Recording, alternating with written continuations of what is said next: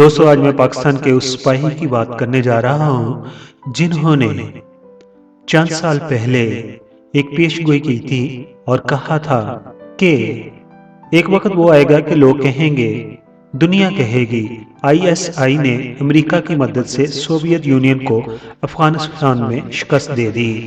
اور پھر ایک وقت وہ آئے گا جب دنیا کہے گی کہ آئی ایس آئی نے امریکہ کی مدد سے امریکہ کو شکست دے دی۔ تو کہیں گے کہ آئی ایس آئی نے امریکہ کی مدد سے سوویت یونین کو افغانستان میں شکست دے دی۔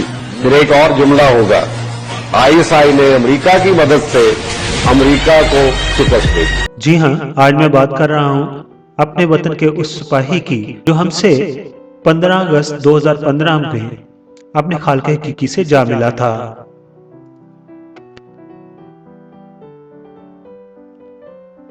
وہ ایسا سپاہی تھا جسے سی آئی اے نے انٹیلیجنس کی دنیا کے 5 بڑے دماغوں میں سے ایک تسلیم کیا تھا، جس نے ملٹری کیریئر کے دوران اپنی صلاحیتوں کی بنیاد پر ہر پروموشن پہلے لے لی اور درکار کورس بعد میں کیے۔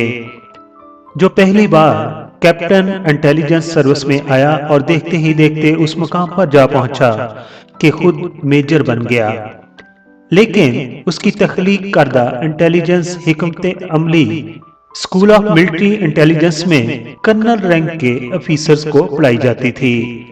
وہ ایسا شخص تھا، وہ ایسا سپاہی تھا جسے جرمن نے دیوار برلن کا ایک ٹکڑا بطور نذرانہ بھیجا تھا۔ وہ ایسا سپاہی تھا پاکستان کا جس نے بطور بریگیڈیئر برطانیہ کے رائل وار کالج کا کورس یہ کہہ کر مسترد کیا کہ انگریز کون ہوتا ہے مجھے جنگ سکھانے والا، ملک کا دفاع اپنی مٹی کے فہم سے آتا ہے اور یہ فہم میرے پاس ہے۔ وہ ایسا وطن کا سپاہی تھا جس کی کمان میں ملتان سے پاکستان کے آرمڈ ڈویژن نے کشمیر کی جانب جب موو کرنا شروع کیا تو انڈیا کو اپنی تاریخ کی سب سے بڑی فوجی مشق براس ٹیک منسوخ کرنا پڑی۔ وہ پاکستان کا ایسا سپاہی تھا جو پاکستان آرمی کی تاریخ کا سب سے کم عمر لیفٹیننٹ جنرل بنا۔ وہ پاکستان کا ایسا سپاہی تھا جس نے فوجی سروس کے دوران کبھی گارڈز نہیں رکھے تھے۔ وہ ایسا سپاہی تھا جس سے جنرل ضیاء الحق نے کہا، سنا ہے تم نے وزیر اعظم محمد خان جنیجو کو ان کی برطرفی کے منصوبے سے پیشگی آگاہ کر دیا تھا؟ تو جواب میں حمید گل نے کہا، جی ہاں، کیونکہ بطور D G I S I یہ میری ذمہ داری تھی۔ وہ ایسا سپاہی تھا جو بطور کور کمانڈر پہلی بار راولپنڈی آیا اور 10 کور کی سیکیورٹی ٹیم نے ایئرپورٹ پر انہیں حصار میں لے لیا تو اس نے ٹیم کو یہ کہہ کر ساتھ لینے سے منع کر دیا کہ تمہیں تمہاری ماؤں نے وطن کے دفاع کے لیے پیدا کیا ہے، حمید گل کے دفاع کے لیے پیدا نہیں کیا، یعنی کہ وہ اپنے ساتھ سیکیورٹی بھی نہیں رکھتا تھا۔ وہ ایسا وطن کا سپاہی تھا جو صرف مسجد کی صف میں محمود و ایاز کے یکجا ہونے کا قائل نہ تھا۔ وہ ایسا کور کمانڈر تھا جس نے دسترخوان پر بھی محمود و ایاز کو یکجا کر دیا تھا۔ وہ پاکستان کا ایسا سپاہی تھا جس نے ہیوی انڈسٹری ٹیکسلا کا چارج یہ کہہ کر لینے سے انکار کر دیا تھا کہ میں فوج میں ٹینک بنانے کے لیے نہیں آیا، چلانے کے لیے آیا ہوں، میں کسی فیکٹری کا مینیجر نہیں، فوجی ہوں، اور نتیجہ وقت سے قبل انہیں ریٹائرمنٹ لینا پڑی یا انہوں نے قبول کر لی۔ وہ وطن کا ایسا سپاہی تھا جس نے افغان انٹیلیجنس کا اعتماد بحال کرنے کے لیے اپنا چند سالہ بچہ ان کے حوالے کر کے کہا، یہ میری سب سے عزیز تر چیز ہے۔ وہ ایسا سپاہی تھا جسے ملک کا دفاع اپنی جان، اولاد، مال سے بڑھ کر تھا۔ وہ برملا کہتا تھا کہ میں اپنے آپ کو احتساب کے لیے پیش کرتا ہوں۔ وہ ایسا وطن کا سپاہی تھا جو اپنی آخری عمر میں کہتا تھا کہ میں نے اس دھرتی کی حفاظت کی قسم کھائی تھی اور وردی اتارنے سے وہ قسم ساقط نہیں ہوئی، یعنی کہ ختم نہیں ہوئی۔ میں میدان میں کھڑا ہوں اور اپنے ملک کے لیے کھڑا ہوں۔ میں ریٹائرڈ نہیں ہوں۔ ایک اسلامی جرنیل، پاکستان کا جرنیل کبھی ریٹائر نہیں ہوتا۔ حضور صلی اللہ علیہ وسلم اپنی زندگی کے آخری سال میں غزوہ تبوک میں لشکر کی قیادت کر رہے تھے۔ کیسے ہو سکتا ہے کہ آج میرے وطن کو ضرورت ہے मेरी मिल्लत को ज़रूरत है तो मैं कैसे रिटायर हो जाऊं। मैं न रिटायर्ड हूं न टायर्ड हूं। मुझे दुख होता है जब कोई मुझे कहता है कि रिटायर्ड।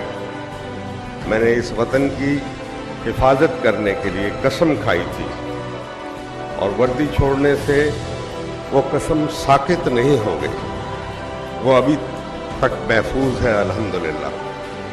इब्राहीमी अदियान के अंदर तौहीद मुश्तरक है। फिर ये क्लैश ऑफ सिविलाइजेशन क्यों?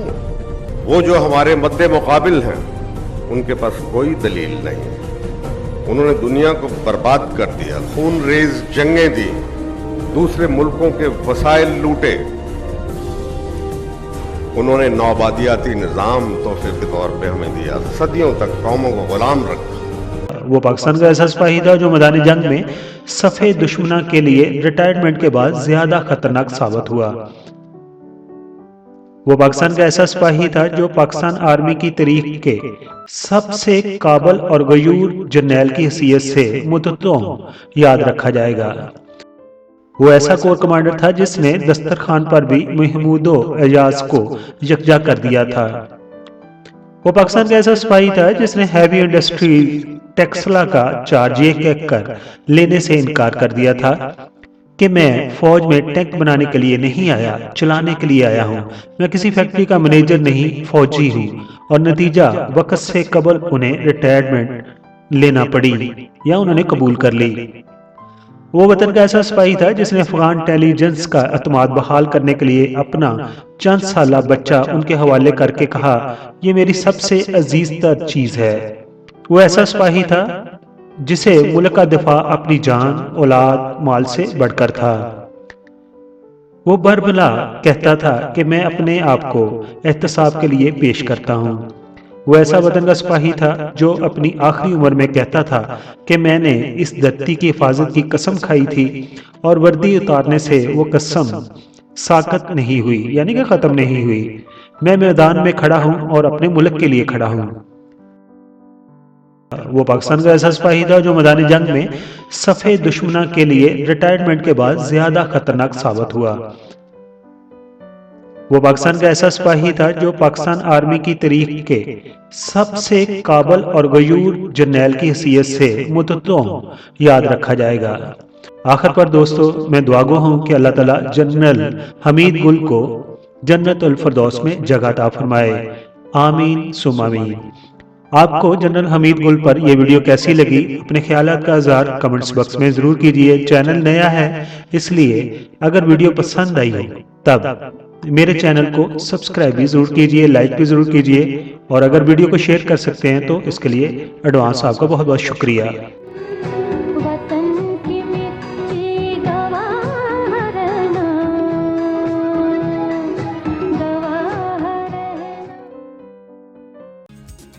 ऐसी ही यादगार अनोखी कहानियों पर मबनी वीडियोस देखने के लिए सब्सक्राइब करें आपका अपना चैनल। हमारी वीडियोस को लाइक कीजिए, बेल आइकॉन के बटन को प्रेस कीजिए ताकि हर आने वाली वीडियोस का नोटिफिकेशन आपको मिलता रहे। अपना बहुत सारा ख्याल रखिए। Thank you so much.